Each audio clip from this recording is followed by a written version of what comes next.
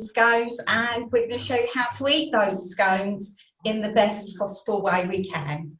So without further ado, I'm going to say, is it working? Sorry. Oh, it's working. Sorry. Okay, so afternoon tea started when the Duchess of Bedford in about 1840 decided that she was too hungry between breakfast and dinner and she needed a little something. She said she had a sinking feeling. I'm sure we've all felt that, haven't we? Yes. A real sinking feeling before we get something to eat. Now, it was really simple afternoon tea originally. It was just bread and butter and just a cup of tea. Now, quite often they used to roll the bread and butter to stop the ladies getting it on their gloves because the ladies wouldn't remove their gloves when they were eating. So, late dinner. Sometimes dinner was as late as 9:30. So you can imagine by 5 o'clock, even if you'd had your breakfast at maybe 10:30, 11 o'clock, you'd still be feeling really hungry by that time. So a little something just to get you going. Tea would usually be about 5 p.m. So we're a little bit late at the moment, but that's not to worry. I've lost my place. Agatha Christie, she said, bless ordinary everyday afternoon tea. And I love a cup of tea in the afternoon. Sometimes have cake, sometimes have a biscuit, but always have something. And I'm sure some of you are the same.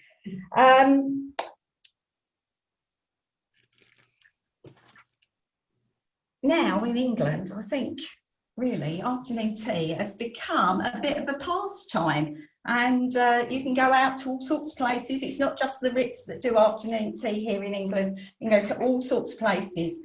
Sometimes they're absolutely amazing. Sometimes they're really average. I've got a great story. I drove 200 miles for a friend's 50th birthday party.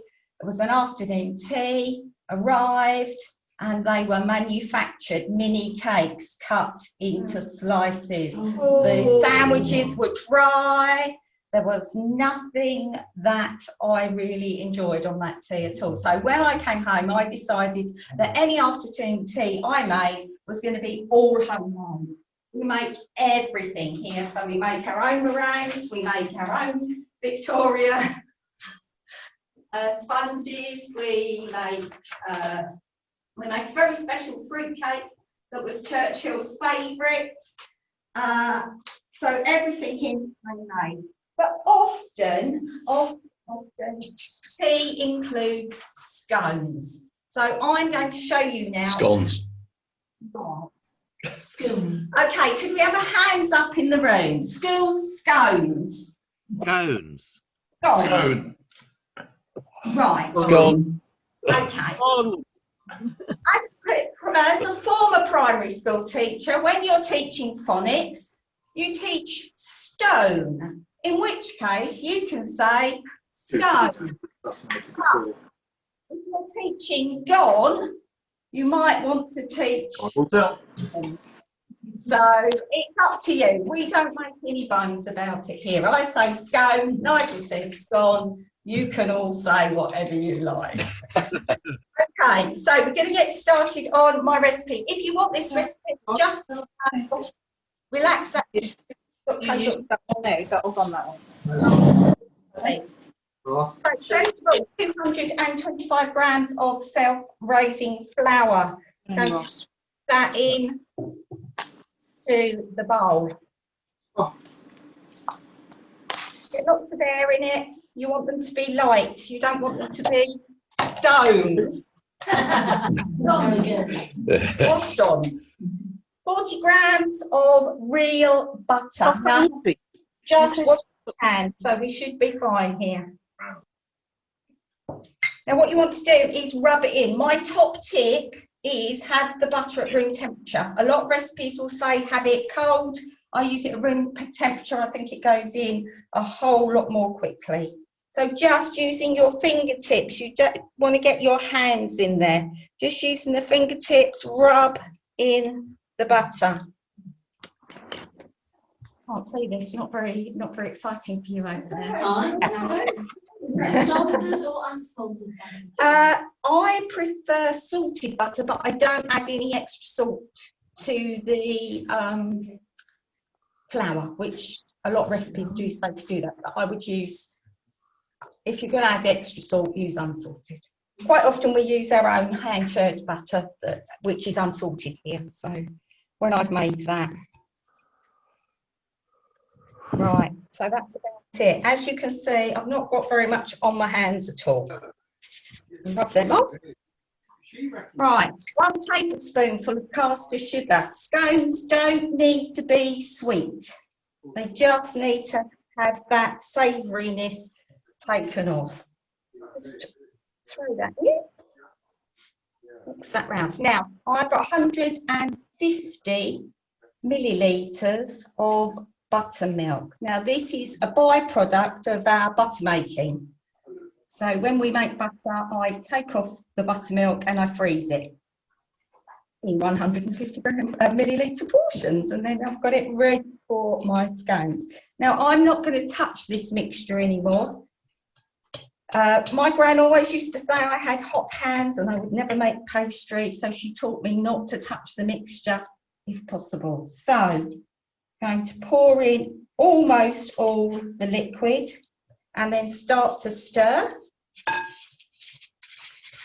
You can do this with a dinner knife if you haven't got one of these little palette knives. It just needs to be a flat knife. Now I can see all flours take different amounts of liquid, so you know 150 is just a guide. So I'm going to put a bit more in because I can see it's not all coming away from the sides yet. A little bit more. And Juliette, the knife, that's really important, isn't it? That you use a knife. Yeah. Yes, it is, because you don't want to overwork the mixture, because that makes your stones just like scones just like stones, or even rocks. So this is just about there. This is nice and soft. I haven't quite used all the liquid for these. So now I'm going to turn it onto a floured mat. Just make sure I've got all those bits out. Don't want anyone shortchanged on their scone size when we're finished. Yeah, and this lot look like they might be trouble. So better make sure their scones are all right. So I'm very, very gently just bringing the edges into the centre. Oh, you know what that means? That means the scones are ready. That means I've lost it. There it is. So come with me. Oh.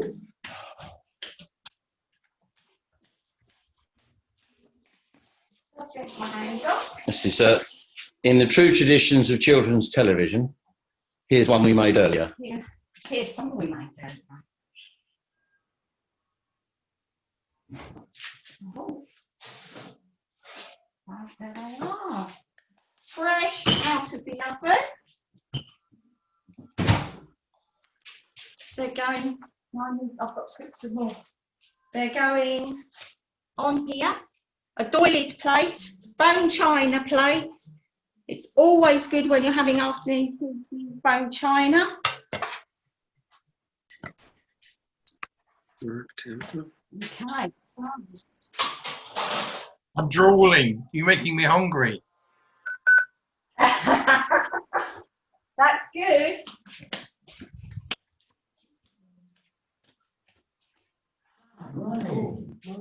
So we're just going to cut these out and then we're going to show you how to eat them.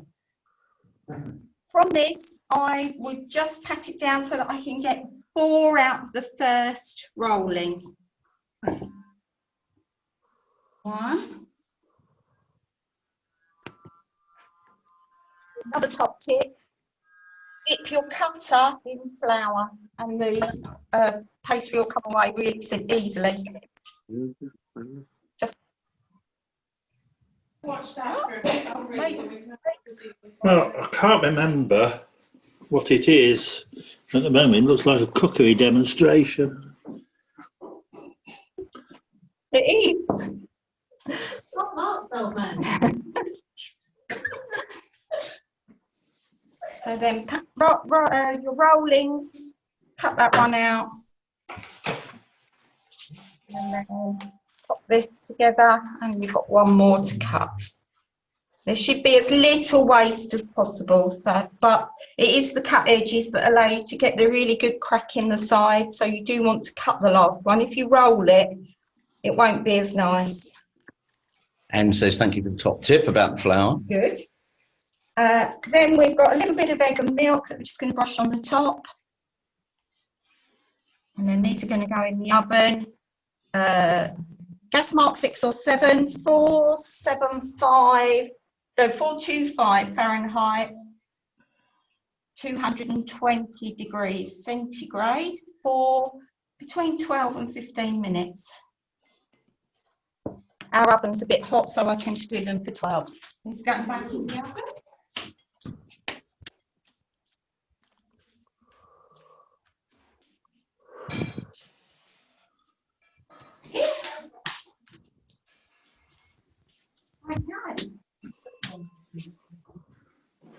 Now,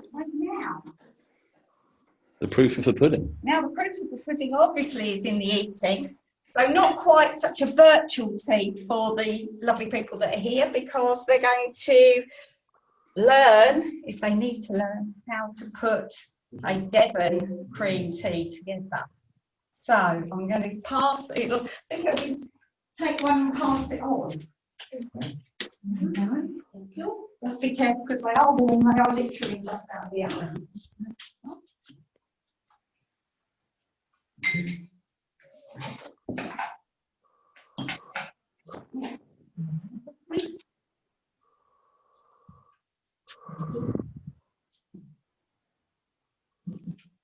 So you can either use your knife or you can use the crack in the scone to break it apart. Juliette, can you introduce We all have the guests? Who are the guests? Oh, I can introduce. So we have, would you like to introduce yourselves perhaps? Hi, my name's Beth. I'm here with my friend Liz, Christy Franz. We're on something of a pilgrimage to track down places in her life. We went to Greenway today, for example, and here we are having green tea. Hand over to this side.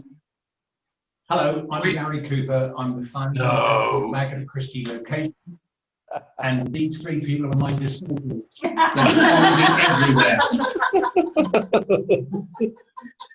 Right, here we go. What's next, darling? Cream first. Cream first in ballpark. Right, so very importantly in Devon, we go for cream first. Cream. So lather on a dollop of cream. I will. For someone half or both? I always do it one at a time because I like to use as much cream as I can. So I like to share with other people and then I'll take This mine. is low calorie cream. Of course it is. Low calorie clotted cream. Now, that's a novelty. Yes, it is. I'd be the last thing. Oh yes it is. Marco in Italy says you can't get clotted cream in Italy. No. He shouldn't live in Italy, should he? And Jeff has been trying to make it, but it is alchemy, unfortunately. Clotted cream is a real, you cook it all night and sometimes it works and sometimes it doesn't. So okay, so once you spread your cream, you're then going to dollop on a spoonful of strawberry jam. We're more advanced over here. We're more now. Look at that. Whoa! Isn't that wonderful? Gotta carry it. Brad Freeman's sister-in-law only makes scones with clotted cream at Christmas. Oh, Well, she's wrong. No, Scott Wallace Baker, no clotted cream in Australia either. No. What's wrong with all these places? One or two clots though in Australia. Oh, hey. There's a fair few here. This is looking good, quite Spartan with the homemade jam. jam. It is homemade jam made with the last of the summer strawberries. So I always try to make it with English strawberries, which means that it doesn't always happen that we have it all year because I try to only use it. Oh, this looks scrummy. Small tea. All right then. Can I start eating now? Well, apologies, Brad. So well, Beth. Thank you. Brad says it's pure torture. Oh, right. And I'll eat it on behalf of all you people watching. Oh dear. Mark Temple's son from Cornwall is having a bit of a fit. We know why someone from Cornwall will be having a bit of a fit. No, come on, Mark. This is how you do it, Mark. Oh, well done, Eli. I live in Cornwall, but I put the cream on first. I think it's Ellie, not Eli. Oh, I beg your pardon. Okay, they're all nodding.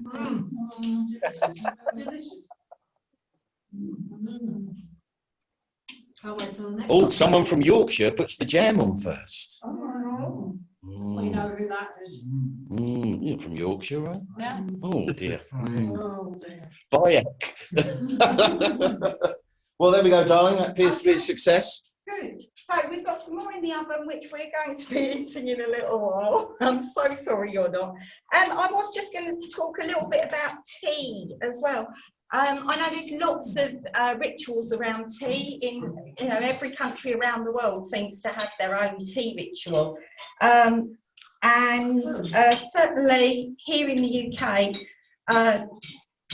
milk first or milk second is a real debate. Now, my gran always told me that we put our milk in first because we were never rich enough to have really good quality china. Now, I think I've got really good quality china now, so you can put your milk in second. Well, show of hands in the room. Is it milk first or second? Milk first.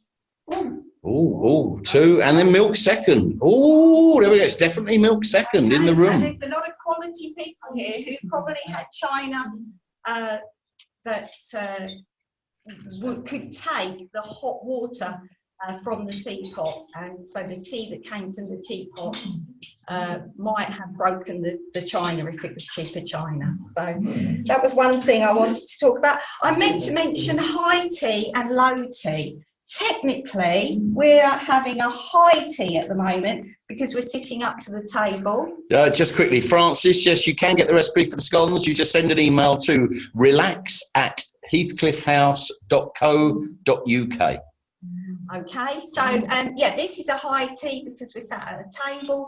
A low tea would be with a low table in comfy chairs, maybe next to the fire. You might want to indulge in some lovely toasted tea cakes, which are like a fruit bun, which are then slathered in butter. They're pretty good too. Nigel and I like to have a low tea, sat upstairs in front of the fire. Absolutely. I think.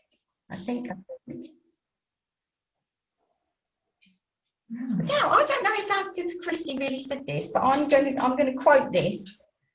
She said, "The caffeinated solace of another cup of tea."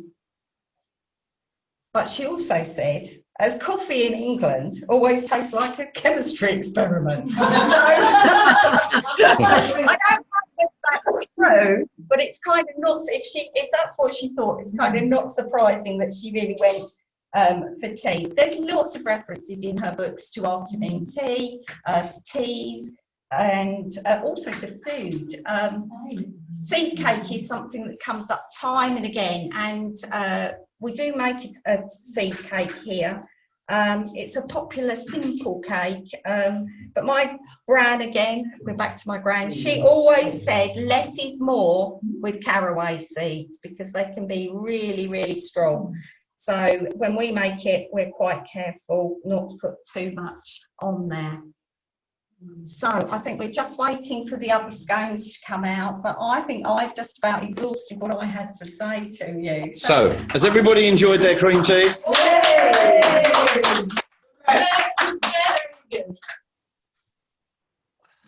The best.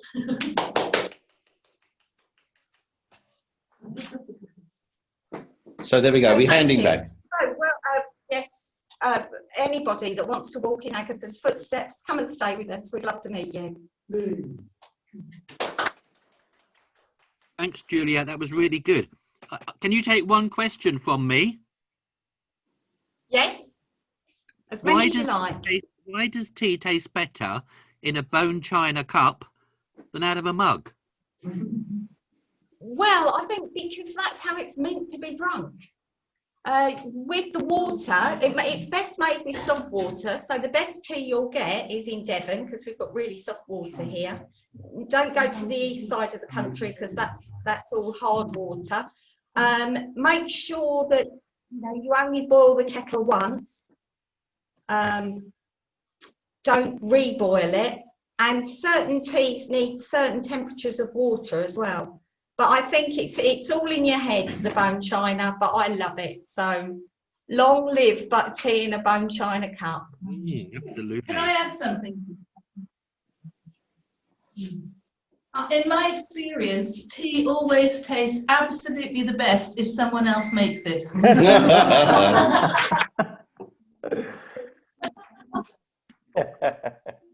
So there we go. She's gone to the kitchen to get the scones out. Are there any more questions? If not, we can hand back. No, I think that's everything. Thank you, Nigel. Oh,